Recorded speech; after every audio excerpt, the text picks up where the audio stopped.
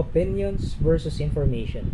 The information you get from your critics is simply that information, data. No need to be emotional about this.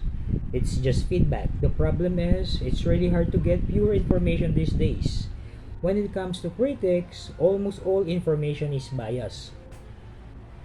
Information from your opponent is biased, but so information from your grandmother. To have any usable data from your critics, you either need better sources or are really good at sifting through the bias to find the information that will help you succeed. We recently had a conversation with the kids about how not all information is created equally. We were all watching the news one night and I told them, the minute you hear someone say, I think, turn off the television or change the channel. Because what do we care what this person thinks? Why is what he or she thinks more important than what you think? If it's not information, it's not news, and it's not important, it's not helpful. What we're looking for is information. Information can help us win. What distinguishes information from opinion is that there is no judgment to it. You ran that mile 30 seconds is slower than your average. There's information. You are too short to win. There's opinion. One can be used to improve. The other way is going to alter your state of being. It's going to affect your mood, stay in your memory, and prevent you from performing well next time. Well, next time has nothing to do with this time. We have to get over this tendency. We have to make positive or negative judgment over one bad day, one bad performance, one weak moment, one supposed failure. Your critics will have to linger on these things. You can't allow yourself to linger with them. Who said that I am to be measured by how well I do things? W. Timothy Galway, author of The Inner Game of Tennis, reminds us. In fact, who said that I should be measured at all? He goes on to talk about how bending to this idea will derail us from our objective, and that to disengage from this trap, we must gain a clear knowledge that the value of a human being cannot be measured by performance or by any other arbitrary measurement.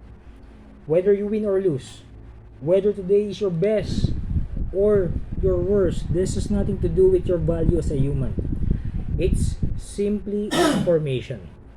The better we can get at this, the more likely we are to win. The more likely we are to become the kind of person we've always known ourselves to be. Someone capable of overcoming incredible challenges in order to get what we most want. The minute we can start to edit down our own criticism and get to the information, that's the minute we can use it to our advantage. It's not about where you are today. It's about where you're going to be. We have to remind ourselves, this is where I am, but it is not where I'm also always going to be. The quality of your life has to do with where you're getting your information. Write your own story. My critics said that no one could hold on to the title of national champion for 4 years. But I choose to write my own story. I went 4 years undefeated. Didn't lose a single competition from October 1980 until March 1984. As for the judge who told me I was too short to be competitive internationally, I wasn't interested in his story about me, so I went on to take the Olympic gold for male skaters in 1984. Just like that, I edited my critics. I wrote my own story. Criticism can either be a debilitating distraction or it can be a tool to use to your advantage. Either way, no matter what kind of criticism comes in, I have learned over time to let it come and let it go. To let the pendulum swing as it will. Things will be great for a while. They will be not so great. They will be great again. But if I live my life constantly trying to control the criticism that comes in or out, I'll make myself miserable. This doesn't have to be dramatic. it can be about tuning my ears and being picky about what information I choose to let linger. If you're on a path, if you're on a track to take your life to a place you never thought it could go before, you can't let criticism derail you. You just can't. It's not worth it.